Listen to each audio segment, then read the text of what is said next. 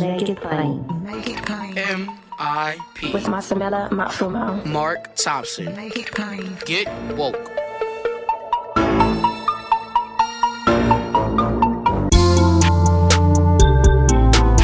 God bless you. Get woke. Folks, MIP is now COVID-free, meaning free to all subscribers as we navigate this pandemic. We're thinking about everyone, and we've got to get through this together. So for a limited time, no fee to subscribe to Make It Plain on your favorite podcast app.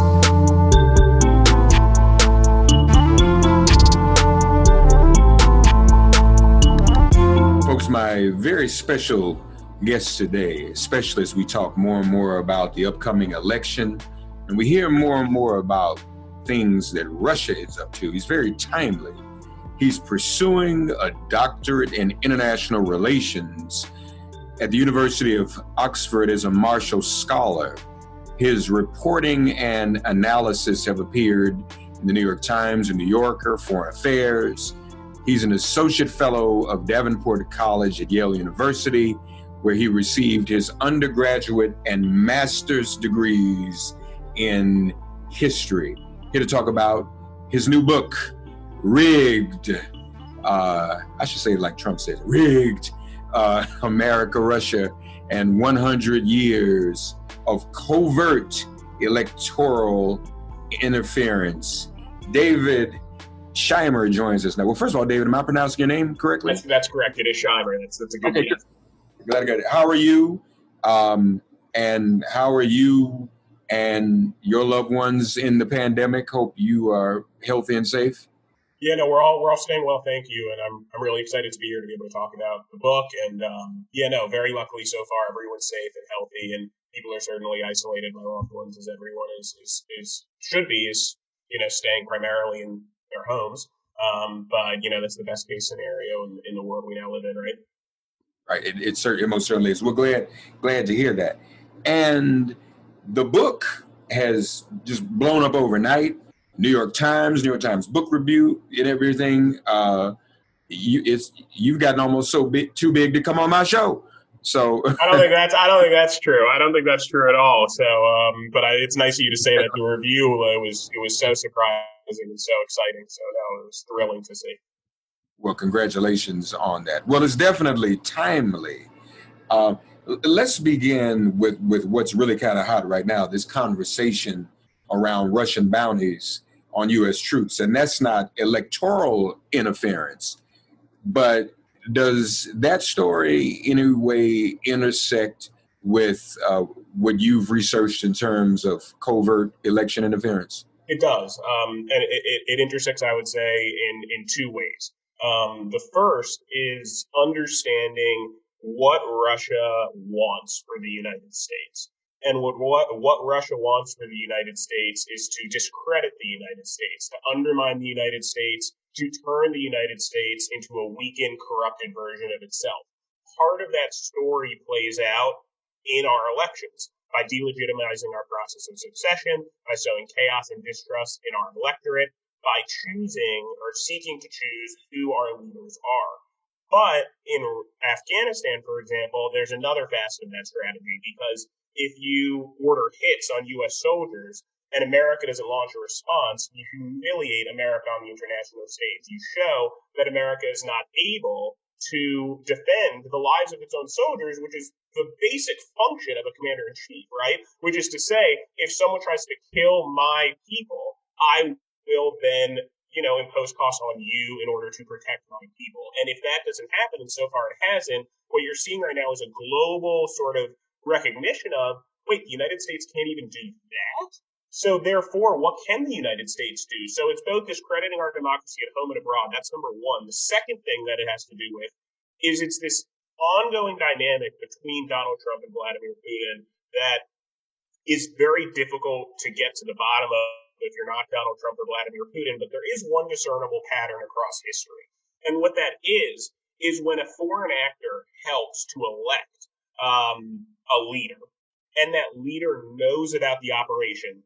Collusion's irrelevant. It doesn't matter. You don't need to be a participant in it. You just have to know about it. So if you go back to the summer and fall of 2016, Donald Trump saw reports that Russia had hacked and released emails, that Russia was trying to get him elected. That's indisputable because it was in the public domain. The historical pattern is that when that happens, you become both psychologically indebted to the person who helped you, and you become insecure about your own electoral legitimacy. So an example of this is in 1964 in the Chilean election, the CIA interfered in that election. So this isn't just a Russian story. The CIA interfered in that election in order to help someone named Eduardo Frei. And at first, the operation was going to be completely hidden. But the CIA's leader said, wait, why don't we make it so that he knows we're helping him? He doesn't need to participate, but he just has to know, so that way we can develop influence over him once he's in power, because that way he will see us as the people who got him into power. So those two stories are intersecting here, because when I see what's happening in Afghanistan with an election coming up, I wonder, 4 years ago, Russia helped Trump. Perhaps this time around again, Trump is hoping the Russians will help him, as several of Trump's advisors told me they think he is in my book, which I lay out in chapter 13. So therefore, he's in a very awkward position because he's being asked to push back against the country that actually helped him assume power. So across time, that is a pattern. And it puts our leaders in very difficult positions, therefore, when they do not immediately reject foreign interference. Well, it's also, can we also use the word destabilization? I mean, when you talk about a leader who is dependent on someone that he knows props him up, but is also insecure about it, that's not a very stable person, or a stable genius, as he would even call himself. It's not stable at all. And it also it discredits the very idea of the democratic process of succession.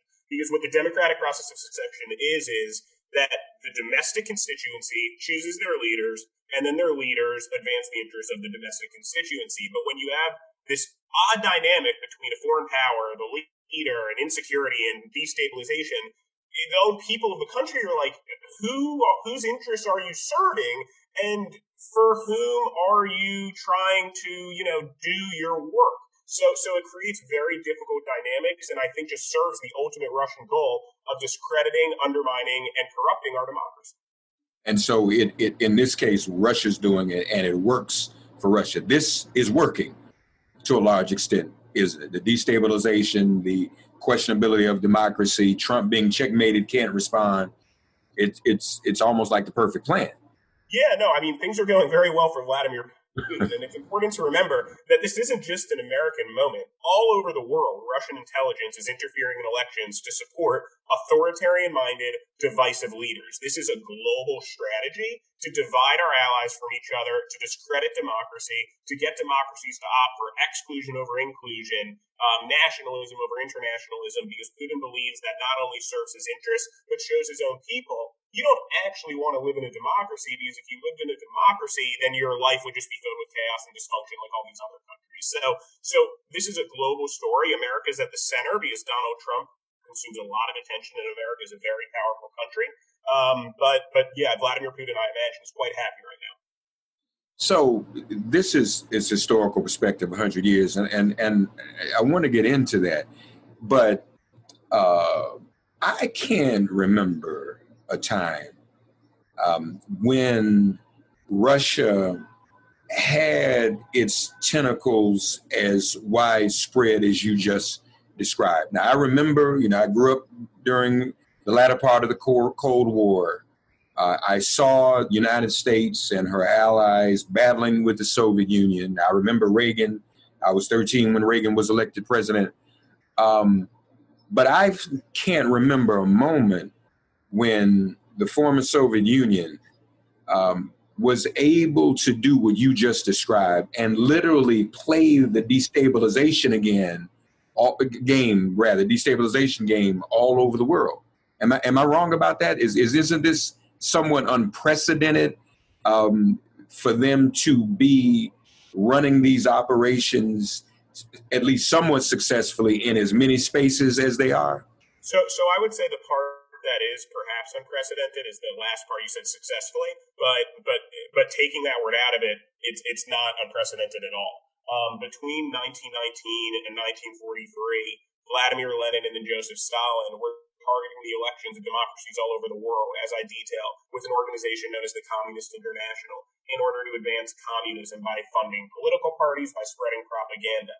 So that was the first phase of, let's call, Soviet interference. And that was the minor part, because after World War II, and this is actually very successful, in the countries of Eastern Europe, the Soviet Union rigged elections, spectacularly successfully rigging votes, altering voter data, spreading millions of pieces of propaganda in order to get their preferred candidates into power in Germany, in Hungary, and Poland, with tactics that mirror Putin's today. They just didn't have the internet.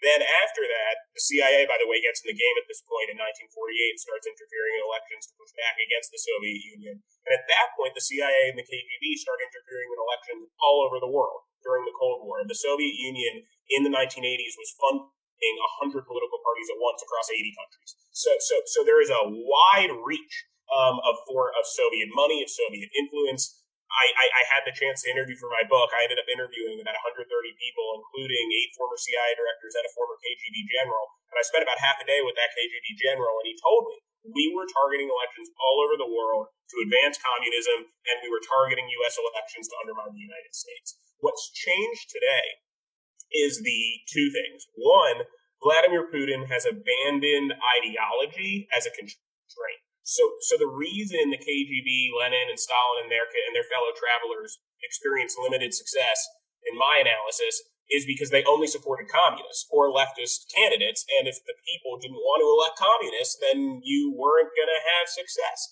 What Putin's done is said, I don't care whether you're far left or far right. I'll support you if you're disruptive and if you behave in an authoritarian-minded way. So that is extremely freeing for him. It also has the added benefit of making it so it's very difficult for people who don't study this stuff to see the patterns. Because back in the Cold War, if you only support a communist, then everyone can know, okay, the communist is the Soviet candidate.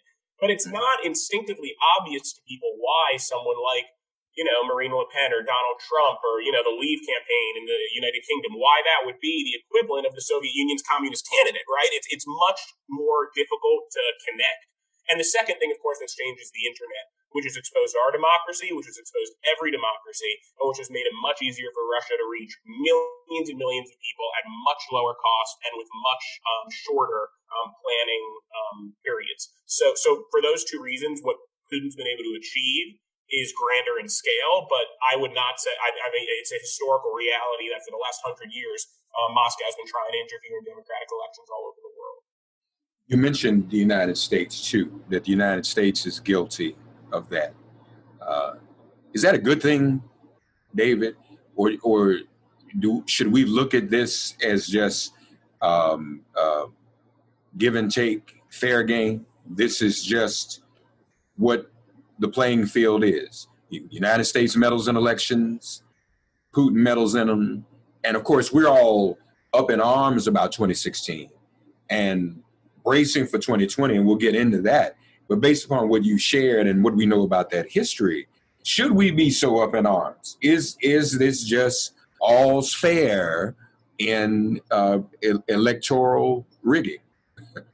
Yeah, no, I mean, I'll answer that, I guess, first with the past and then into the future. In the past, in terms of whether we should be outraged by CIA action, as a historian, what I do in this book is not say what was right and what was wrong. What I do is collect facts, gather information for readers to absorb and make their own judgments. Was it wrong of the CIA to interfere in elections in Italy and Chile and Guyana in competition with the KGB? Why'd they do it? How'd they do it? To me, it's what's most essential is that we learn the answers to those questions so we can understand the history, to understand 2016 in entirely new ways. So I think there were obvious moments in American history where we were wrong, like in Chile, but there are also much more debatable cases. And it's not really the point of was this right, was this wrong? It's more, what does this tell us about our current plight? However, looking into the future, and by the way, the CIA after the Cold War moved away from this practice, while Russia doubled down on it. So this isn't it's not as though the CIA today is interfering in elections all over the world. And in my opinion, the CIA should ban the practice of covert electoral interference moving forward, because there was a credible case to be made during the Cold War that we needed to do this to match the KGB in order to contain communism, to protect democracy, however you wanted to justify it. That was the foreign policy objective. Today, the foreign policy objective of Russia isn't to spread communism, it's to degrade democracy. And so if we just get in the mud and start interfering in foreign elections, we are therefore degrading democracy too. So if we want to build up democracy, we need to push back against Russia, establish norms against this bad behavior, but not stoop down to their level. And the last thing I'll say, in terms of should we care, yes, we should care. We should care a lot. Because what Russia is doing is violating the sovereignty of our state, is saying we will choose who your leaders are. Your leaders will serve our interests, not your interests. And all those issues you care about, like, for like climate change or racial or reforms around police brutality or racial injustice, all these debates we're talking about, what fits Russia's objectives is for us to make no progress on those issues because it makes our democracy more dysfunctional. So for any American citizen who says, I want my country to make progress, then you want Russia out of our politics, because what Russia wants is for our country to make no progress, actually to recede in terms of the progress that we've made. So their interference in our politics, in my opinion, should outrage every American, regardless of if you're a Democrat or Republican or whatever, because it's a violation of our national sovereignty and mandates to be a national response. You looked into 2016. And people have a general sense of 2016. But if I'm not mistaken, some of the people you interviewed, you had conversations about whether or not the interference went as far as to alter vote tallies, correct? Yeah. Can you talk to us about that? Sure. So what I really get at in the book, I spent a lot of time. I interviewed 26 former advisors to President Obama, folks like John Brennan, Jim Clapper, Susan Rice, and really tried to get into the weeds here. I don't want to talk about Mueller. I don't want to talk about politics. I want to talk and write, as I do, about what Russia did and why it was difficult to respond to it. And what I found is that the only way to understand President Obama's response to Russia's operation is by breaking it into two parts, as you can any electoral interference operation. And that is part one is efforts to influence voters, to manipulate people, spreading propaganda, releasing emails, manipulating social media. That's all designed to make you think differently, for you to see things that will make you behave differently. The second type of electoral interference is altering votes directly. So you skip manipulating people and you just change ballots. You just decide to rig the vote. And that distinction was of paramount importance in the Obama White House in the summer and fall of 2016, because what President Obama knew at the time was two things. One, the Russian government was responsible for the hack and release of emails, and those emails were designed to manipulate public opinion. The second thing he knew was that Russian military intelligence, the same agency that's responsible for these bounties in Afghanistan, were systemically penetrating our election systems across the country. We're targeting them, probing them, scanning them inside of them, to the point that, according to folks like John Brennan and Jay Johnson, they could have altered voter data, they could have altered actual votes. And this is part of the Russian tradition. They had targeted electoral systems in Ukraine 2 years earlier.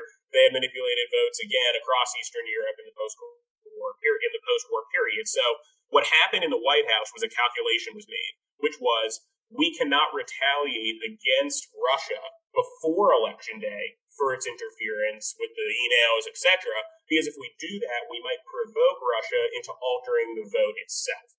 And the objective in the White House became, how do we prevent Russia from disrupting the vote? So everything President Obama did, all those things people might have heard about in bits and pieces, the congressional statement where he approached McConnell, the critical infrastructure designation where Jay Johnson went to the Congress, to state officials about that, the warning to Putin. All of that had everything to do with the voting systems, nothing to do with manipulating people. To the point that on Election Day itself, as I reveal in my book, the White House was running a secret crisis team that was bracing for a Russian cyber attack against our voting systems. So this wasn't just something that was a hypothetical. It was a real thing that the White House was saying, we think this is, as one person put it to me, very possibly going to happen. That Russia will, for example, alter voter data, sow chaos at polling places, give Trump fodder to say in defeat, which was their operating assumption at the time, that the vote was rigged because there were all these irregularities. So after the election, the rub is that the tradition of electoral interference really is to manipulate people. Sometimes folks manipulate votes, but it's really about manipulating public opinion. And Russia therefore suffered no consequences for its email releases, for its social media manipulation until after the election, because they used that prospect of direct vote alterations to effectively establish something known as escalation dominance over President Obama, because he said the logic was, if I escalate against you and hit back, retaliate against you in September, you can hit me back harder, so I'm not going to do anything. And that's what happened in the White House before Election Day. And many of Obama's aides regret that they weren't more focused on the influence campaign at the time, because that's the thing we've all heard about now, right? The social media and the emails. That's what the public understanding of this operation was. Well, in the summer and fall, it had nothing to do with that, and it had everything to do with the exposure of our voting systems. So some of those aides you interviews see that now as a mistake. So some people are very regretful, and there were some people who said so at the time. That his Russia advisors, as I detail, pushed really hard in the summer to retaliate against Russia in August for not only for its email releases, but to deter further interference. And they were told, we're going to wait because it's too risky. Why take the risk? So there were already people who were dissenting in real time. And also, yes, now in hindsight, folks say, we didn't have a complete understanding. We didn't appreciate the impact, the effectiveness of the social media and the email stuff. It was all focused on the vote alteration. So there is regret there because, again, Putin suffered no consequences for his operation until December of 2016, right? Up until after the election, he suffered no cost for what he did, which exposes one of the key, and this isn't to knock Obama, because this is a really difficult policy challenge, which is you have a hostile foreign adversary spreading propaganda covertly throughout your country, but you also have a hostile foreign adversary who has the capability to manipulate your electoral infrastructure. And balancing those two vulnerabilities at the same time is really difficult and will remain difficult for any leader who cares about defending our electoral sovereignty. But now I know, too, you mentioned the McConnell communication. There was conversation about jointly Obama and the Congress at least making some type of forceful statement. Where does that play into the decision making and risking the escalation? In other words, if McConnell had agreed to make that joint statement, we would have heard more from Obama and the government about what was going on, right? So we would have, not from President Obama, it would have been a statement from McConnell, Harry Reid, Nancy Pelosi, and Paul Ryan. They did issue a statement. It was just really watered down, and it didn't include Russia. So it would have been a more juiced-up statement. And the value of that would have been to communicate to our election officials, because something that is not widely understood is that in the United States, states and localities completely control our election system. So the idea behind that statement was to have congressional leadership in a bipartisan way say to state officials, hey, there's this Russia threat. We need you guys to shore up your election systems and let us provide you with security assistance. And McConnell took Russia out of that statement. And as I detail in the book, John Brennan walked me through his one-on-one briefing with McConnell, in which McConnell said to him, or insinuated that Brennan was exaggerating the intelligence around the Russian operation in order to undermine Trump. So that was something that really upset Brennan, really upset the president. It hurt the statement, but the statement was just one prong in a broader strategy to address the vulnerabilities of our election systems. It was the statement, it was warning Putin, it was the critical infrastructure designation, pursuit of that, and it was the public statement that did come out on the 7th of October. So I don't think we should act as though the congressional statement were sort of the entire strategy, because that would almost be a disservice to the Obama team. They were doing multiple things at once to try to shore up our vulnerabilities, but it is indisputable that Mitch McConnell inhibited rather than advanced progress in defending the security of the United States in the fall of 2016. The comparison has also been made, and I want to ask you this in your research, that some of Obama's decision-making was not, it went into his decision-making wanting to not appear as if he himself was trying to too heavily influence the election. Kind of like LBJ and Nixon in the Paris Peace Accords. He knew it, could have blown up the whole spot, but LBJ was like, no, I don't want to look like I'm doing that. So Did I ever enter into it? Was that a non-factor? And what you're sharing with us, I appreciate, because most people have not heard this before in terms of escalation dominance. But did it ever enter into the Obama administration's deliberations the risk of the appearance of putting their thumb on the scale? So it did, and this is all interconnected because the concern of appearing political becomes more acute if you're concerned that foreign actors are going to try to make the vote seem illegitimate. Because if foreign actors are going to try to make the vote seem illegitimate and the public perception is that the sitting president is politicizing the election, suddenly that again provides Donald Trump with fodder to say it's all rigged, I was cheated. And let's remember the Russian objective to discredit the democratic process of succession. So this is all about undermining confidence in the legitimacy of our elections. Donald Trump is a means to that end. He is not the end in itself. So the way it's been described to me is that in political conversations, what you're saying was talked about very often. In national security sit-room conversations, it had much more to do with that escalatory concern, but they were intertwined. And that's why President Obama asked the congressional leaders to issue the statement rather than issuing it himself. That's why he had Jay Johnson and Jim Clapper issue their statement rather than issue it himself. He thought his voice would be perceived as partisan. And as David Cohen, the deputy CIA director, explained to me, that reluctance to have the head of the Democratic Party, who really, he's also the commander-in-chief, but he's also the most famous Democrat in the country, who clearly wanted one side to win, avoiding that appearance of partisanship did affect their response. And it's all premised on their operating assumption.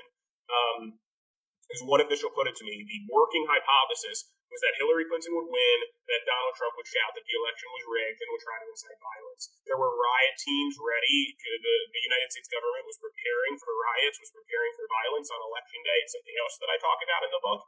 And this was the working hypothesis. And viewed from that lens, if you're anticipating Trump will announce the election was rigged, Obama therefore wants it to appear as unrigged as possible. Part of that is preventing a cyber attack against our election systems. Part of that is preventing any perception that he was, like you said, putting his thumb on the scale. So it's all connected.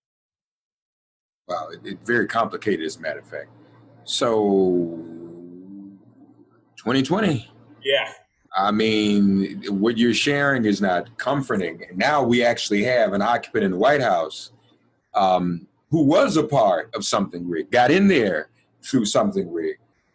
There's no reason we shouldn't expect that again. Even as we speak, there are things going on, aren't there? Yeah, no, I mean, I think that's, you've hit exactly the key thing that's changed between now and 4 years ago is that covert electoral interference typically is really a story of the sitting heads of government because they're the ones who run their intelligence services. They're the ones who can determine how to either attack or defend a country. So 4 years ago, we had a president in Barack Obama who struggled to do so, but he tried. And his objective was to maintain the security and sanctity of our elections. Donald Trump is now the commander-in-chief. He has solicited foreign electoral interference. He has denied that Russia interfered in our 2016 election at all. And several of Trump's advisors told me, we think Trump wants Russia to help him again. And from Putin's perspective, being someone who pushes as far as he can, as the old saying goes, until he meets pushback, there won't be any pushback with Trump. And that matters because that means Russia knows that it can basically do whatever it wants without having to worry about Trump imposing costs on them.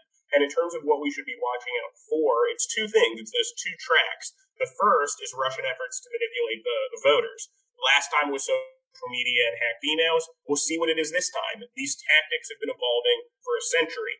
It's the same ideas, and we can talk about what the KGB did in U.S. elections, but direct extensions of those tactics were what Putin did in 2016, but they are always evolving, so we should be waiting to see what's next to manipulate the minds of American voters.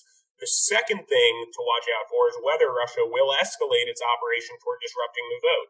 I worry that we're more vulnerable to that form of attack now because the coronavirus is sowing so much doubt about whether the vote will be legitimate, whether people will be able to vote safely and securely, that it will take far much less effort to sow doubt, real doubt about whether the vote was legitimate. And the Russian tradition here, in part, is preying upon pre-existing weaknesses, pre-existing vulnerabilities. COVID has made us really vulnerable to an attack against our election systems. So those are the two things I'm watching out for. And I do worry that Russia knows that it can do what it wants without worrying about experiencing consequences. I also worry that at the least what Obama did was try to counter Russia and after the election have an intelligence community report on what Russia did because he wanted people to know. I worry that the intention of the current administration is the opposite, that they don't want us necessarily to know. And the problem with this, again, is that the people who identify what a foreign intelligence service are doing is President Trump's security chiefs, his intelligence apparatus. And if he chooses to try to keep that information suppressed, as there have been indications that he did earlier this year, there's no guarantee that the American people will actually know what's happening, either at the time or even in hindsight. So those are the things I'm thinking about. And I would say that I am concerned going into November. The KGB in U.S. elections, their influence. Give us a snapshot of that. Most people don't know about that. Sure. So the KGB interfered in U.S. elections throughout the Cold War. And a key point, by the way, people say this is a political issue. You know, it's pro-Democrat, anti-Republican. Well, during the Cold War, the KGB tried to destroy Richard Nixon and Ronald Reagan, Republicans. And then later on, they wanted to help a Republican. But again, it has nothing to do with political party. It has only to do with the interests of the Russian state. So during the Cold War, what the Soviet Union did directly foreshadowed what Putin did. Number one, in 1960 and 1968, the Soviet ambassador to the United States on instruction from the leaders of the Soviet Union approached directly the Democratic nominees for president in one-on-one meetings and in order to offer to assist their campaigns, direct coordination to present to them offers to help get them elected. In both cases, Adlai Stevenson and Hubert Humphrey rejected the advances. They said, this is untoward, irresponsible, get away from me. There was no, we love it, quote unquote, but the advance was made. The idea was there. Another example is that in 1976, the Soviet Union, the KGB, tried to find evidence that a candidate they didn't like named Henry Jackson, who was running in the Democratic primary, they wanted to prove that he was gay. So they thought he was gay because he married late or whatever they thought the reason was. And they basically launched a national search, all their KGB stations in the U.S., and I went through a lot of KGB archives to figure sort of the story out, to figure out, is he gay and how can we prove it? And it turns out they couldn't prove it. So what they made up a file saying that he was. So they took this FBI file that they made up and emailed it to a bunch of newspapers. And those mailed. Those newspapers who acted as gatekeepers at the time, because you have no Twitter, said, we think this is fake, we're not going to run it. The operation failed. But when you look at the underlying idea of that, which was, we are going to take someone's private information, make it public in order to destroy them, make the private life public. That is exactly what Russia did to John Podesta and the Democratic National Committee in finding their private correspondence, hacking it and releasing it. But instead of having one fake file, they had 50,000 real files. And instead of sending them to newspapers, they just uploaded them onto the internet through WikiLeaks. Same idea. Figure out what your secrets are, make them publicly known. And then the last thing is the KGB spread a lot of propaganda through a variety of different mediums in order to advance their objectives, which were, A, to help the candidate they like, but key and B, number two, was to sow discord, to sow discontent. That's a long-running Soviet objective, including and foremost racial discord. The KGB would stage hate crimes. The KGB would write fake letters, stage anti-Semitic incidents, by the way, too, so religious as well, in order to, as this KGB general who participated in these operations put it to me, to show the world that the United States was nothing more than a, quote, hotbed of hate, dysfunctional, unenviable. So that, again, is exactly what Russia's doing now. So when people say Putin was KGB, that actually matters in this instance because he came up in an agency where the tradition was to do these sorts of things. Right, and that's obviously why he's doing them now. You spoke with Trump officials as well? I did, yeah. And I think you said when we first started talking that some of them even have expressed concern about November 2020? They did, yeah. Tell us about that, if you would. So, unfortunately, there were only about 4 or 5 people I allowed to speak anonymously in my book, and most of them were Trump people because it is difficult for current administration officials to speak out. But these anonymous officials Well, I guess there was one who was in Elaine Duke, who was the acting Homeland Security Secretary, did say to me on the record that, electoral interference, election security is not consuming a lot of time in the White House, and that all anyone really cares about is whether actual votes were changed in 16, and as long as they weren't, the problem's fine, and the influence campaign doesn't matter. But what these other officials told me, these National Security Council officials, a couple key points they ran through. The quotes for this are on the book. One, that whenever this issue is raised, Donald Trump goes berserk because they think Donald Trump thinks that it's questioning the legitimacy of his election. They think that Donald Trump wants Russia to help him win again, which is why he hasn't condemned Russia's actions. They think Trump is sowing discord and confusion by denying that Russia did something that it's proven that Russia did do. And I had one senior advisor to Donald Trump say to me that he actually believes that Donald Trump is doing, and he's a former advisor, but the official worked in the White House for over a year, that Donald Trump is actually doing Russia's bidding rather than America's, and that Russia has some sort of leverage over him. So there's a lot of alarm in some of these folks I was able to talk to. And interestingly, it kind of breaks along two tracks. Some people are really alarmed. Some people are like, Donald Trump's harder on Russia than any president we've ever had. So his advisors kind of break up into two groups. But among that first group, there's a lot of concern that this is an ongoing issue, that we are stumbling into it, and that the commander-in-chief doesn't necessarily want to prevent this sort of attack from happening. So what can be done aside from him? We know he's not really going to do anything.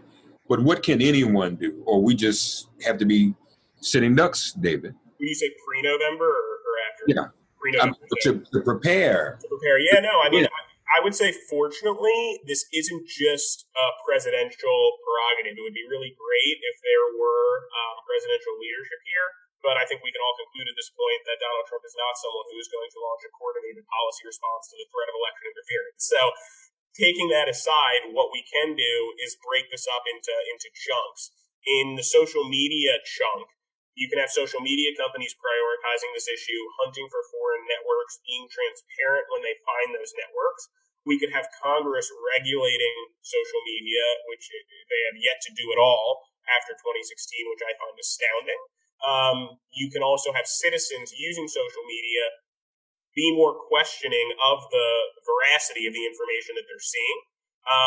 And perhaps that would reduce the effectiveness of social media manipulation. But this is a management question. We're not going to resolve this before November. The second has to do with more documents are dumped. And if that happens, it's going to fall on reporters to focus more than they did on the source of those document dumps than on their contents, rather than saying, oh, look at that juicy email, asking the question, wait, who released those emails? Why are we seeing these? And who's trying to manipulate us?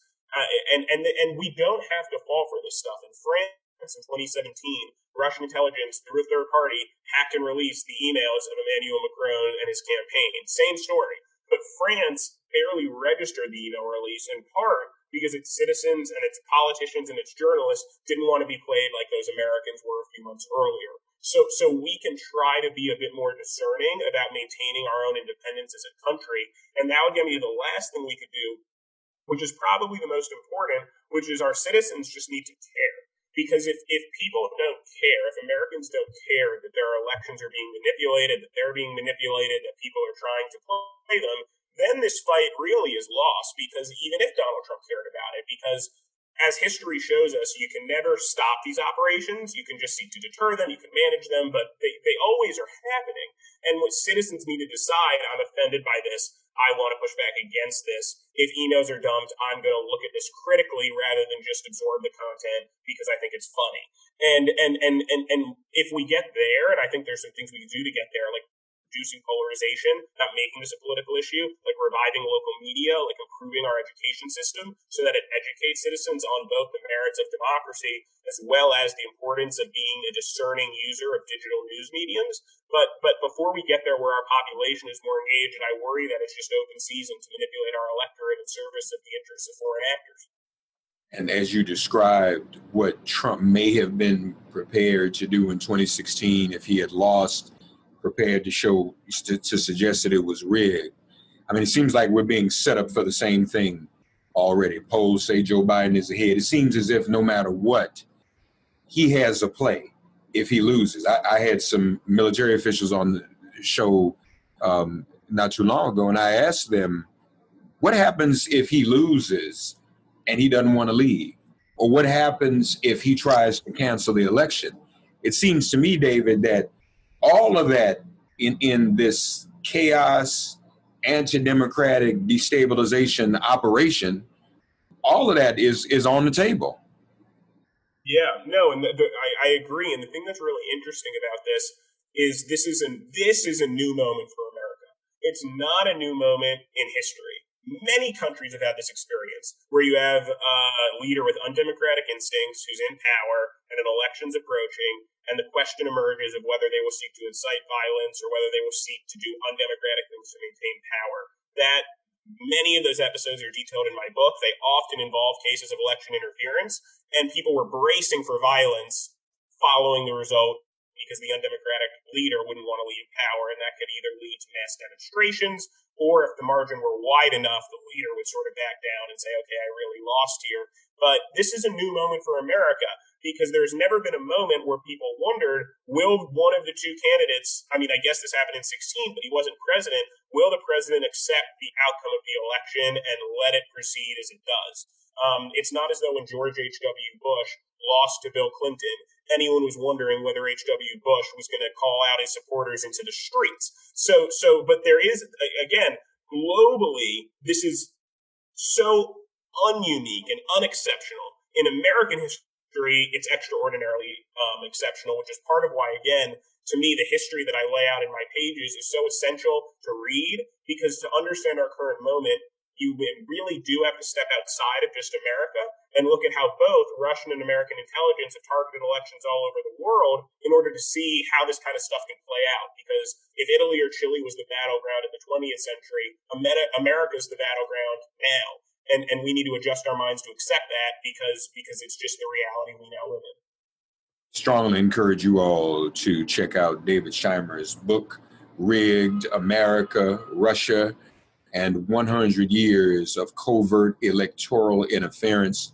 A number of on-the-record interviews with some very important people, Bill and Hillary Clinton, George Shultz, Steve Bannon, Harry Reid, Trent Lott, Leon Panetta, Susan Rice. He mentioned, of course, John Brennan and Jay Johnson, John Podesta, and many, many more.